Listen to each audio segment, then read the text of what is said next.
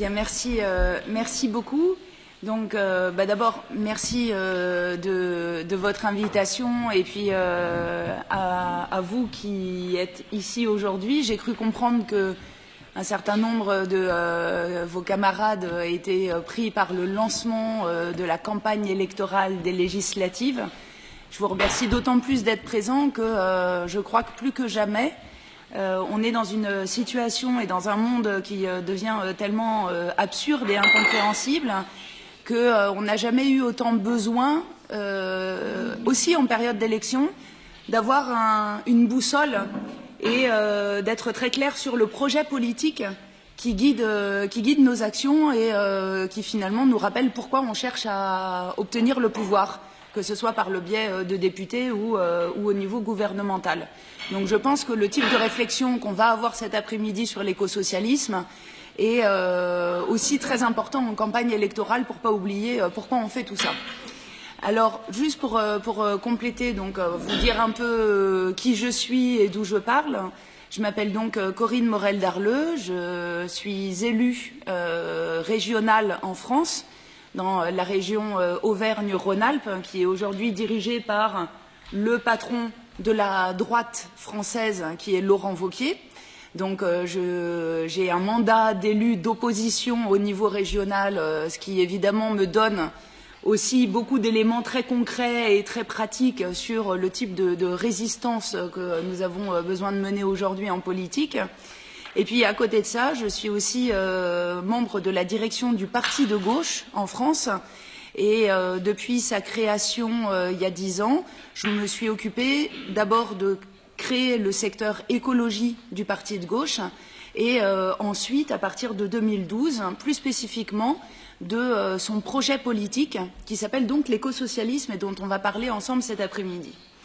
Alors, l'écosocialisme, effectivement, c'est important de le rappeler, ce n'est pas nous qui avons inventé tout d'un coup ce terme en 2012.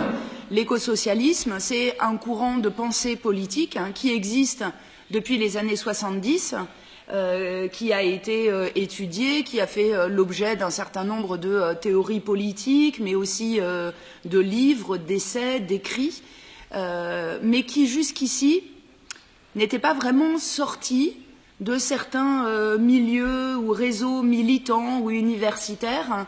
Et il nous a semblé, quand on a créé le Parti de gauche, que ce projet était en réalité plus que jamais d'actualité, qu'il fallait donc le revisiter au regard des nouveaux enjeux qui sont les nôtres aujourd'hui, et puis surtout essayer de le faire connaître et de faire en sorte qu'on soit le plus nombreux possible à s'y retrouver. Parce que notre constat, c'était que finalement, on était assez bien identifiés comme étant anticapitalistes, antiproductivistes, antilibéraux, antinucléaires, anti pas mal de choses, mais on avait plus de mal à dire pourquoi on était. Et une fois que le capitalisme aurait été dépassé, quel type de projet de société on souhaitait mettre à la place. Et c'est donc quelque chose de très différent du programme. Le programme, c'est une série de mesures qui doit permettre d'arriver à un projet de société. Et donc, on manquait de ce projet de société. Donc, c'est la raison pour laquelle on a travaillé sur l'écosocialisme, avec le constat aussi, l'analyse du paysage électoral en France, mais de manière plus générale au niveau européen, qui était de dire les partis socialistes traditionnels, sociodémocrates, ont opéré une lente et longue et interminable dérive vers le sociolibéralisme. Et en réalité, nous, on l'a bien vu en France, l'arrivée au pouvoir de François Hollande, en réalité, n'a pas modifié les politiques, notamment économiques, qui ont été mises en place. C'est-à-dire qu'il a poursuivi le travail de casse sociale et de libéralisme économique que Nicolas Sarkozy avait commencé à mettre en place. Et pour nous, ça a été vraiment un peu le déclencheur, si vous voulez, de dire on ne peut plus compter sur le Parti socialiste pour aujourd'hui représenter un projet et des valeurs de gauche. Et donc, on était dans une impasse de ce côté-là. De l'autre côté, face notamment à la question du dérèglement climatique, sur laquelle je vais évidemment beaucoup revenir cet après-midi, et de manière plus générale les problèmes d'extinction de la biodiversité, de pollution de l'air, des sols, des océans, face à tous ces dégâts sur nos écosystèmes, eh bien, on a fait aussi là l'analyse que les partis écologistes, eux aussi n'avaient pas vraiment relevé ce défi-là. Soit parce que, comme j'ai cru comprendre que c'était le cas au Luxembourg, ce sont des partis écologistes qui, eux aussi, s'accommodent très bien des politiques libérales et donc se contentent de demander des mesures de réparation de l'environnement, mais sans s'attaquer aux causes de ces dégâts qui résident de fait dans le système d'organisation de la production, de la consommation, le système économique qu'on appelle capitalisme, soit parce que ils étaient des mouvements finalement pas vraiment écologiques au sens de l'écologie politique, mais environnementalistes, et qui donc se préoccupaient certes de la biodiversité, mais en excluant de cette biodiversité l'être humain et le travailleur qui, en réalité, est victime du même système de prédation capitaliste et productiviste. Donc on était face à ces deux impasses, du côté du socialisme et du côté de l'écologie politique, et on s'est dit, voilà, il faut qu'à un moment donné, il y ait une espèce de relève et un projet dans lequel puisse se retrouver aussi bien un activiste de Greenpeace qu'un militant d'Attac, qu'un syndicaliste de la CGT, parce qu'en fin de compte, que l'on regarde les dégâts qui sont faits sur la nature ou du côté des travailleurs, eh bien, ce sont les mêmes mécanismes de prédation et d'oppression qui sont à l'œuvre. Et donc, on doit pouvoir apporter une réponse politique commune. Donc ça a été vraiment le départ de notre souhait au parti de gauche de nous réemparer de l'écosocialisme. Alors le projet avait besoin d'être un peu revu parce que les choses, comme vous le savez, s'emballent en ce moment de manière très brutale et très rapide. Et donc il y avait un certain nombre de choses qu'il fallait remettre dans ce projet qui n'y était pas forcément dans les années 70 et ensuite. Et donc on a commencé un travail de reformalisation, de reformulation de l'écosocialisme en faisant un travail qui a très largement dépassé les frontières du parti de gauche, puisqu'on a travaillé avec des militants associatifs, des syndicalistes, des ONG, des scientifiques, des chercheurs, et puis tous les citoyens qui souhaitaient participer à ce travail. Donc on a fait un premier texte, il a été diffusé très largement, et puis on a récupéré des remarques, des questions, des réflexions. Il y avait des manques, il y avait des choses qui n'étaient pas dedans, qu'on avait oubliées. Il y avait des choses qui avaient besoin d'être précisées, complétées ou reformulées. Et donc, on a fait tout ce travail-là. On a aussi organisé en décembre 2012 des assises nationales pour l'écosocialisme, qui ont été l'occasion d'avoir des débats et des conférences publiques sur ce thème. Et puis, à l'issue de tout ce travail-là, on a donc publié ce manifeste des 18 thèses pour l'écosocialisme, qui est un manifeste.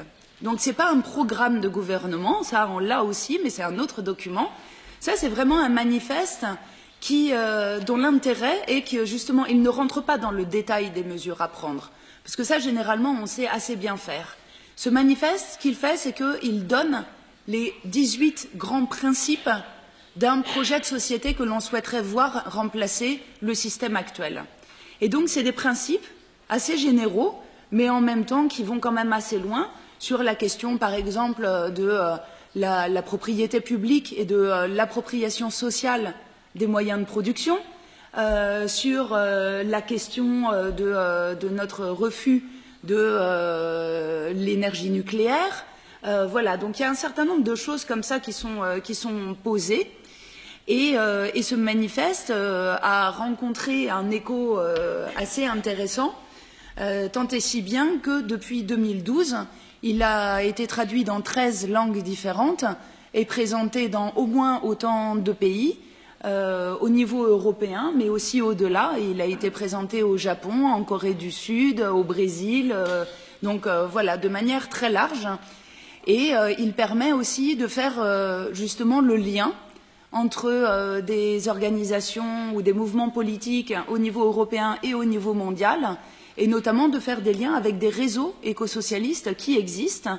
Par exemple, j'étais au Forum social mondial au Brésil ce printemps, où du coup j'ai pu participer au lancement du réseau écosocialiste pour l'Amérique latine, qui, par exemple, est très demandeur justement d'avoir des liens avec des écosocialistes européens. Donc c'est aussi un outil qui permet de tisser des liens, et Dieu sait si on en a besoin en ce moment, entre militants de cette gauche progressiste, écologiste et sociale, qui a besoin de se retrouver aussi sur un projet et sur des valeurs communes. Donc du coup, on a fait tout ce travail autour de ce manifeste, alors qui évidemment est un travail qui reste un travail théorique, idéologique. Alors moi, je ne fais pas partie des gens qui pensent qu'on fait soit de la théorie, soit du pratique. Moi, je pense que pour être efficace dans la pratique, dans la manière dont nous sommes aux côtés des gens qui sont en grande précarité, quand on fait de l'urgence sociale ou environnementale, je pense qu'on est d'autant plus efficace qu'on est très clair dans nos têtes sur le projet politique qu'on défend. Et donc je pense qu'en tant que responsable, en tant que militant politique, nous devons nous astreindre à faire ces allers-retours entre la théorie et la pratique, entre des moments de réflexion, d'échange intellectuel et des moments où on met les mains dans le cambouis et où on est sur le terrain. Et je crois qu'il n'y a pas de hiérarchie à avoir entre les deux. Je crois qu'on a besoin des deux si on veut bien assumer nos tâches de militants politiques. Donc ça, c'est la première chose que je voulais vous présenter. Alors ensuite, évidemment, ce manifeste, ce n'est pas un tract qu'on va pouvoir aller diffuser sur le marché et qui est immédiatement compréhensible et appropriable par le grand public. Il a besoin d'être ensuite décliné en termes de mesures, en termes de programmes, pour coller au plus près des problèmes au quotidien des gens qu'on rencontre. C'est évident que leur difficulté à eux, ce n'est pas de savoir si on est socialiste, écologiste ou éco-socialiste. Leur problème à eux, c'est d'abord de savoir comment ils vont faire pour trouver un boulot ou pas perdre celui qu'ils ont. C'est de savoir comment, à la fin du mois, ils font pour régler l'ensemble des factures et s'ils vont avoir à choisir entre payer le loyer ou la cantine des enfants ou le dentiste ou l'opticien. Donc, on doit évidemment ensuite coller à ça et faire en sorte que cet écosocialisme vienne se concrétiser, se matérialiser dans des mesures que l'on peut proposer dans le cadre d'une campagne électorale ou en dehors d'élections, tout simplement dans notre travail de conviction qu'on fait sur le terrain. Alors ça, c'est évidemment tout le travail du programme et des mesures qu'on souhaite mettre en avant. Je ne vais pas décliner tout ce qu'il y a dans notre programme, et puis on va en reparler au moment des différents ateliers, notamment sur les questions d'énergie et d'alimentation, qui sont les deux, voilà, probablement les deux thèmes les plus urgents et les plus brûlants aujourd'hui, si l'on considère à la fois la question sociale et la question environnementale de manière liée. Mais il y a une mesure que je trouve intéressante de ce point de vue écosocialiste, parce que je crois qu'elle illustre assez bien la manière dont on peut proposer des choses qui soient bonnes à la fois pour les gens et pour l'environnement. C'est la question de la gratuité des premières tranches de consommation d'eau et d'énergie. Puisqu'on a en France de plus en plus de gens qui sont en situation de précarité énergétique, c'est-à-dire que concrètement, ils font le choix, pour des raisons de ressources, de ne pas se chauffer ou de réduire leur consommation d'énergie. Pas pour sauver la planète, juste parce qu'en fait, ils ne peuvent pas payer la facture à la fin du mois. Pareil sur l'eau. On a de plus en plus de foyers en France à qui est coupée l'eau, parce qu'ils ne peuvent pas payer la facture. Et donc, une des choses que nous proposons, c'est de dire les premiers litres d'eau, les premiers kilowatts d'énergie, il faut qu'ils soient gratuits pour tout le monde. Parce qu'on considère que c'est un besoin fondamental qui est indispensable pour une vie décente. Par contre, tout ce qui est usage non minimum, c'est-à-dire laver son 4x4 avec de l'eau potable, arroser des golfs, remplir la piscine, voyez ce genre d'usage, et ben là, par contre, on va avoir une facturation progressive et ben le litre d'eau ou le kilowatt d'énergie va coûter de plus en plus cher. Ce qui permet à la fois de proposer une mesure sociale pour que tout le monde soit assuré d'avoir un accès minimum à l'eau et à l'énergie, pour cuire les pâtes, pour prendre sa douche, pour s'alimenter, pour ne pas grelotter dans son appartement.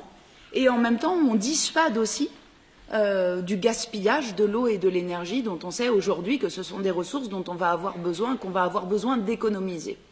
Donc, on a un bénéfice à la fois en termes social et en termes environnemental.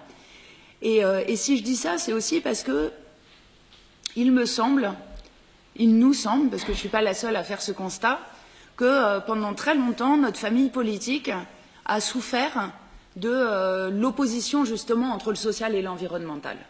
Moi, j'ai beaucoup assisté à des débats sur des lieux de lutte où j'avais d'un côté de la salle ceux qui prenaient la défense de l'environnement, des associatifs, des ONG environnementalistes, qui demandaient la fermeture d'une usine qui rejetait des substances toxiques et polluantes dans l'environnement, et qui donc demandait la fermeture de l'usine.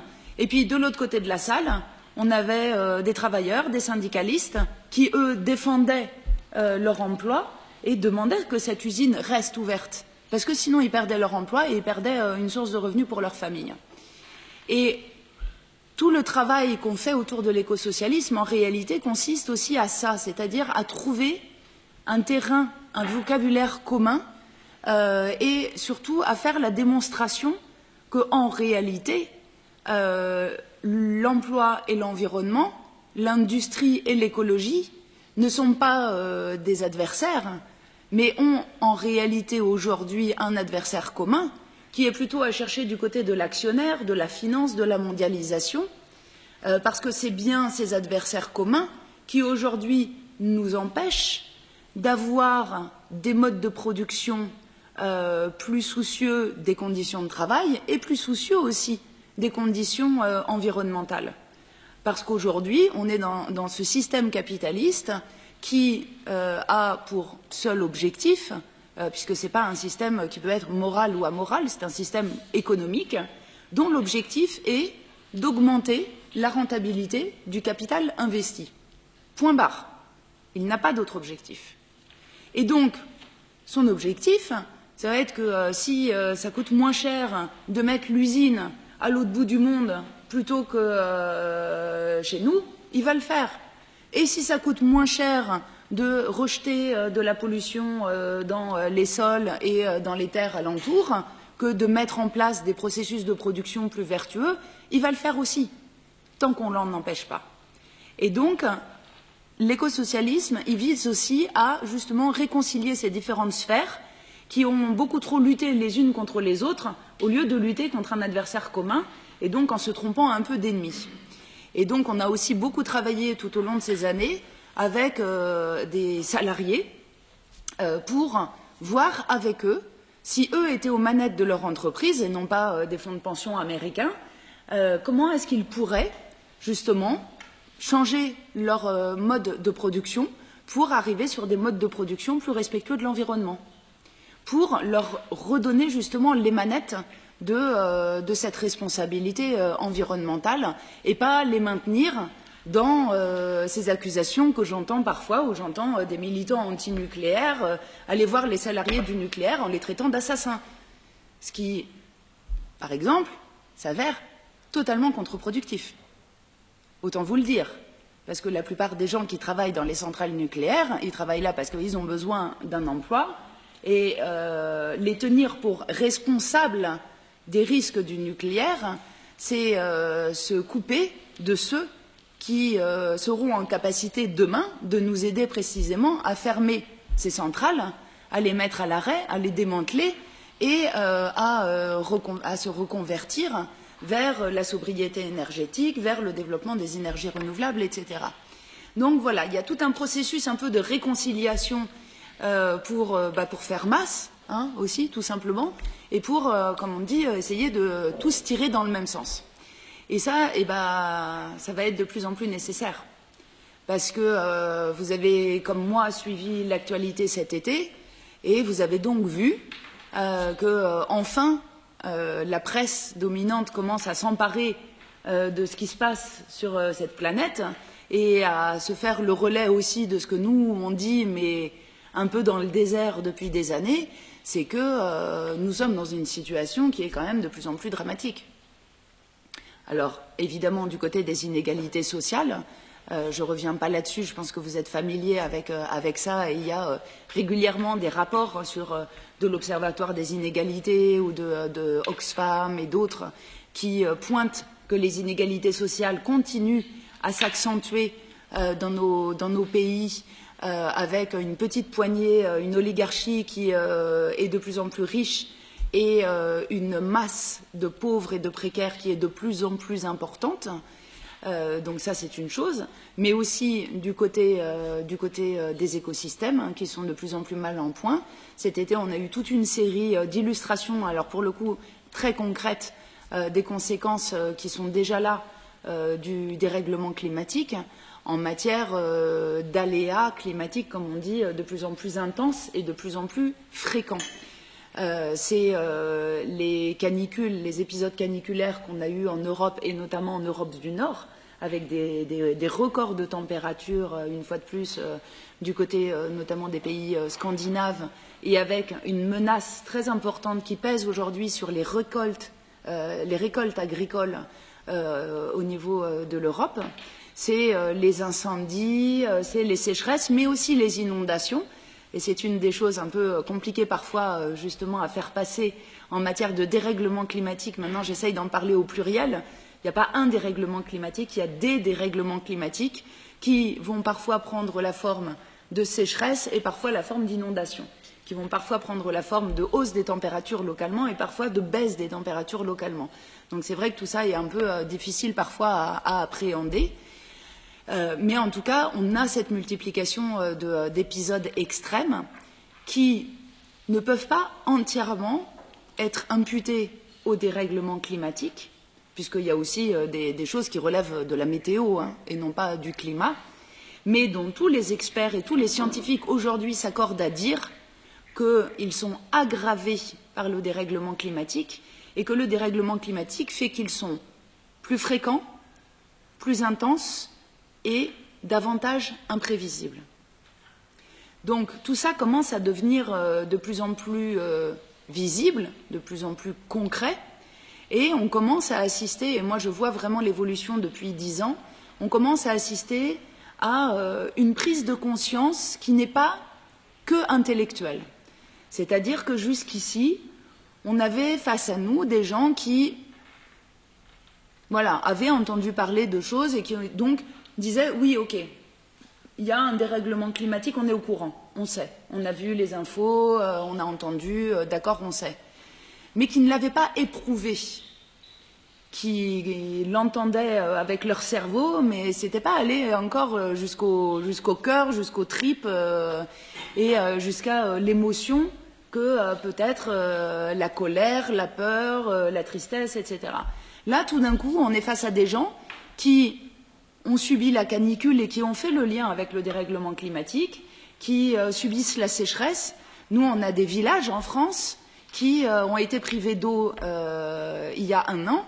Pendant 2 mois, ils ont été ravitaillés par des camions-citernes, pas très loin de chez moi, dans l'Isère. Voilà le genre de choses auxquelles on commence à assister. Et donc là, évidemment, ça percute de manière très différente les personnes à qui on s'adresse, parce que tout d'un coup, ils le vivent. Et ils le vivent dans leur chair. Donc tout ça commence à prendre un écho beaucoup plus important. Vous savez, vous avez forcément entendu dire que nous avions perdu notre ministre de l'écologie en France, puisque Nicolas Hulot a démissionné.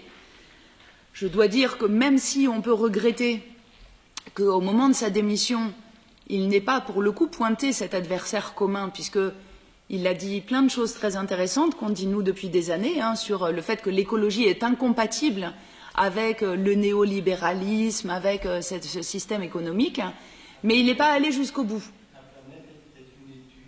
La planète est une étuve, en train de devenir une étuve. Il faisait référence effectivement au titre d'une étude scientifique qui est parue cet été, mais il n'est pas allé jusqu'au bout, puisque dans le même discours, il a réitéré son soutien au gouvernement d'Emmanuel Macron en disant qu'il ne ferait rien qui puisse porter tort à l'équipe gouvernementale, précisément celle qui est en train de mettre en place ces politiques néolibérales qui aggravent la situation. Donc on peut regretter, voilà, politiquement qu'il ne soit pas allé jusqu'au bout du raisonnement. Toujours est-il qu'on est bien obligé de constater, et autant en tirer quelque chose de positif, qu'en France, cette démission et la manière dont Nicolas Hulot l'a présentée, là aussi, touche des gens. Au sortir de cet été quasiment apocalyptique, tout ça commence à résonner de manière différente. Et aujourd'hui, par exemple, en France, ont lieu, en France mais aussi dans d'autres pays, des marches pour le climat. Et il s'est passé quelque chose d'assez inédit, c'est qu'en France, il y avait ce mouvement international de journée d'action pour le climat, mais ça, on en a déjà eu. Ce qui s'est passé en France, c'est qu'un citoyen, après avoir entendu la démission de Nicolas Hulot, s'est dit il faut absolument qu'on réagisse, il faut qu'on fasse quelque chose. Ce n'était pas un militant politique, je crois. Et il s'est dit, bon, il doit y avoir quelque chose qui s'est lancé, je vais aller regarder sur Facebook, sur les réseaux sociaux. Il a regardé, puis il n'a rien trouvé. Il s'est dit, bah, ok, je vais moi-même lancer l'événement. Donc il a lancé un événement sur Facebook, et en quelques heures, il a été totalement dépassé. C'est-à-dire que tout d'un coup, tout le monde s'est rué sur cet événement Facebook, lui s'est retrouvé un peu pris de court, parce que sans organisation, sans structure, etc. Du coup, les organisations, les structures existantes, et notamment celles qui relayaient la journée d'action, lui ont proposé de l'aide. Et en fait, tout d'un coup, on a eu une espèce de convergence comme ça, de citoyens qui étaient tout simplement ébranlés par ce qui se passe et qui avaient envie de faire quelque chose, de militants qui, eux, ont plus de tout ça. Et tout ça a convergé. Et du coup, aujourd'hui, alors on va voir ce que ça donne, on verra les bilans ce soir, mais du coup, se sont mis à éclore dans toutes les villes de France l'organisation de marches qui sont en train de rencontrer beaucoup d'engouement. Donc on a un mouvement citoyen du côté de la société civile qui aujourd'hui est peut-être même en train de prendre de court nos organisations politiques, qui est finalement aujourd'hui bien souvent en train de réagir plus rapidement et plus fort que la plupart des partis et des organisations politiques, même ceux qui sont considérés comme étant de ce camp-là.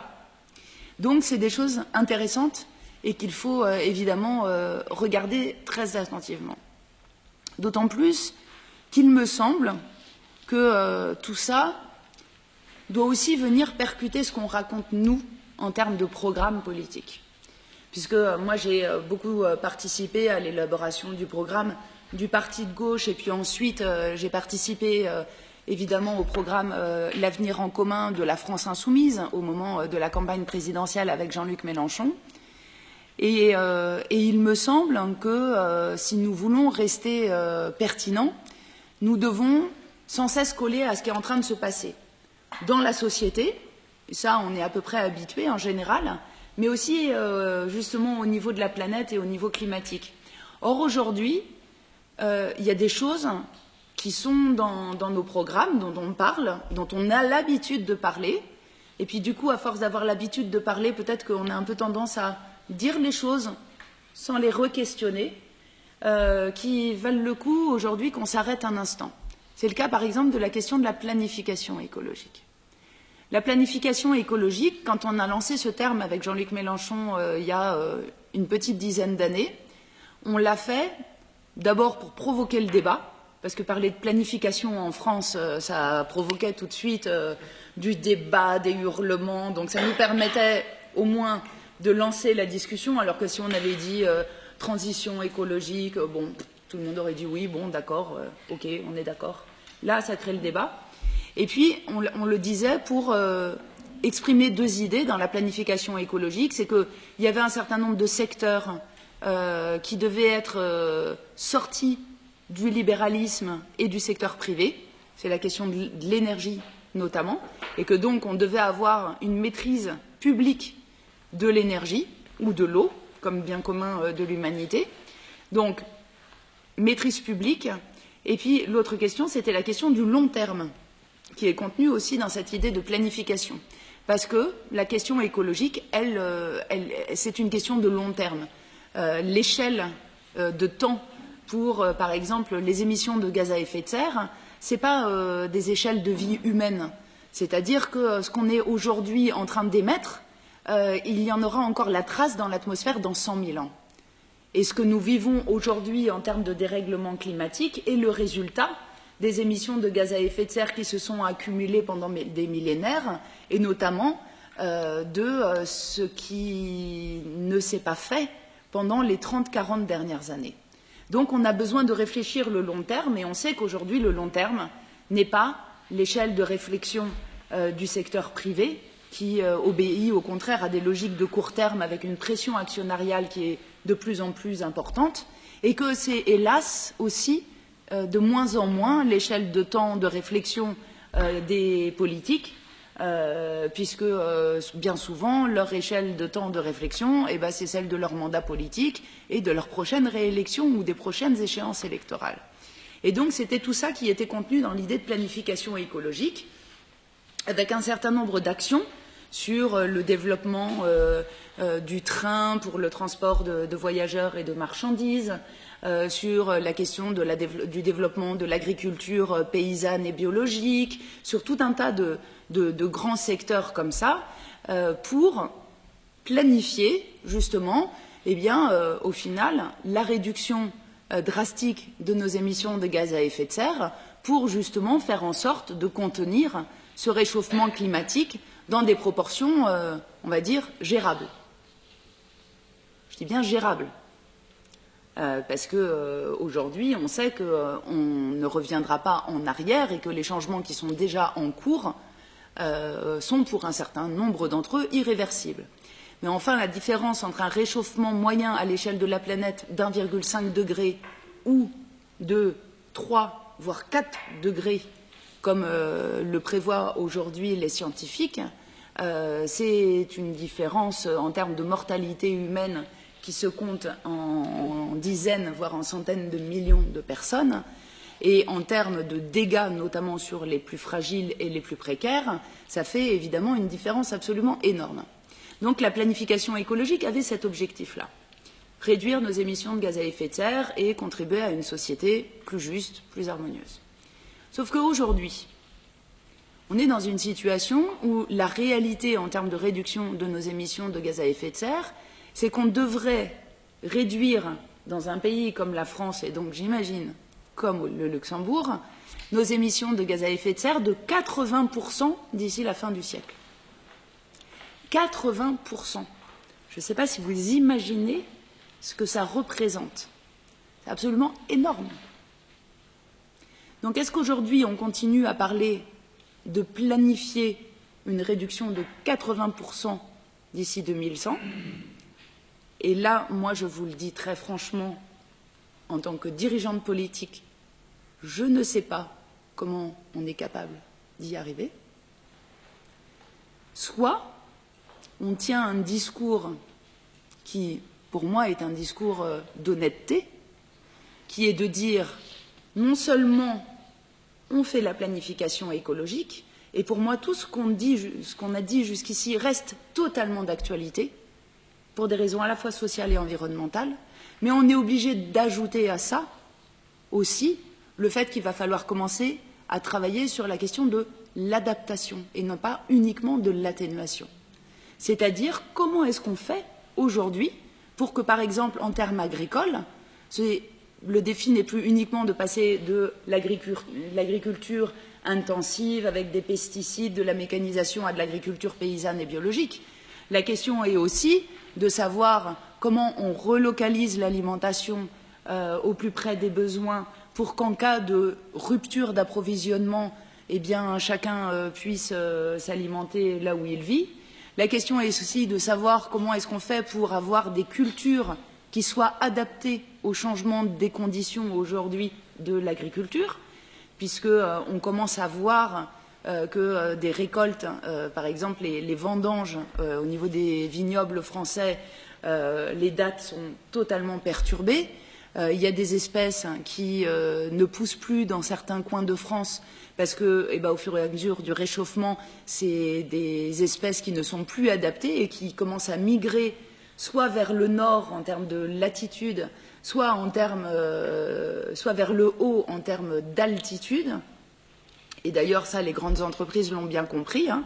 On a des grands établissements qui faisaient la fierté des Français en matière de champagne et de grands crus qui commencent à investir dans des terres en Angleterre, par exemple. Ce qui, jusqu'à il y a peu, aurait été une hérésie totale. Donc certains l'ont bien compris et commencent à prendre ça en compte. Comment est-ce que nous, dans nos politiques publiques, on prend ça en compte pour s'adapter à cette nouvelle réalité qui est la nôtre? Et puis, comment on fait pour qu'il y ait une organisation collective face à ces bouleversements qu'on commence à sentir, mais qui risquent de s'aggraver dans les mois et dans les années qui viennent? Vous savez que de plus en plus de personnes commencent à parler d'effondrement de civilisation et disent que ce sont les conditions mêmes de notre civilisation humaine aujourd'hui qui sont en péril. Si cette hypothèse de l'effondrement ou, comme on dit maintenant, de la collapsologie sont vérifiées, comment est-ce qu'on fait en sorte que face à ça, se mette en place une organisation collective qui assure que cela se fasse de la manière la plus douce possible, si c'est possible, en tout cas que ce ne soit pas le chacun pour soi, comme c'est en train de s'organiser aux États-Unis par exemple, où on assiste à un phénomène de masse à l'échelle des milliardaires américains qui sont en train d'acheter des îles désertes, de se fabriquer des bunkers, qui ont des projets du côté des libertariens de la Silicon Valley, qui ont des projets même très sérieux, d'îles artificielles autonomes, et qui sont en train, eux, de mettre en place des stratégies survivalistes, qui sont des stratégies de survie individuelle, ultralibérale, de sécession du reste de la société, comme on a pu le voir dans un certain nombre de films d'anticipation et de dystopie des années 70, pour ceux qui ont vu Soleil Vert, Rollerball, tous ces films d'anticipation qui commencent aujourd'hui à être rattrapés par la réalité. Notre responsabilité à nous, elle est de prendre en compte ça, qu'on y croit ou qu'on n'y croit pas. C'est-à-dire qu'on n'est pas obligé de croire qu'il y a un effondrement de civilisation imminent. Par contre, on est obligé de regarder en face ce que les scientifiques nous mettent sous le nez. Et aujourd'hui, la probabilité de l'effondrement, chacun peut l'évaluer. Ce qui est sûr, c'est que sa criticité, c'est-à-dire sa gravité s'il arrive, est extrême. Que ça arrive du côté du climat ou que ça arrive par ailleurs de la dépendance au tout numérique, par exemple. Parce qu'aujourd'hui, on est dans une société qui dépend énormément des réseaux numériques. Le jour où il y a une grosse panne de serveurs, c'est y compris les circuits de refroidissement d'un certain nombre d'usines chimiques ou de centrales nucléaires qui tombent en panne, par exemple. Donc on est obligé, au moins, de se poser ces questions et de voir en quoi elles viennent aujourd'hui percuter nos programmes, ce qu'on raconte, la manière dont on le raconte et notre responsabilité en tant que militant politique.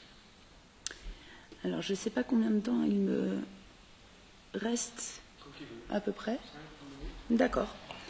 Donc, voilà, ça c'est des choses que je voulais vous dire pour aussi que l'après-midi soit fructueuse, parce que je pense qu'elle le sera aussi si on n'est pas juste dans la répétition de choses qu'on s'est déjà dites plein de fois.